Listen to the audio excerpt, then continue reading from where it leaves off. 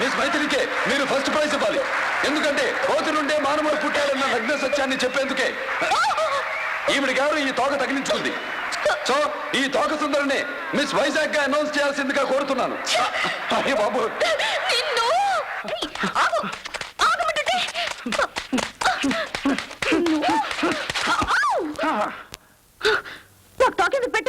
నువ్వు తోకలా నా వెనక ఎందుకు పడుతున్నావు?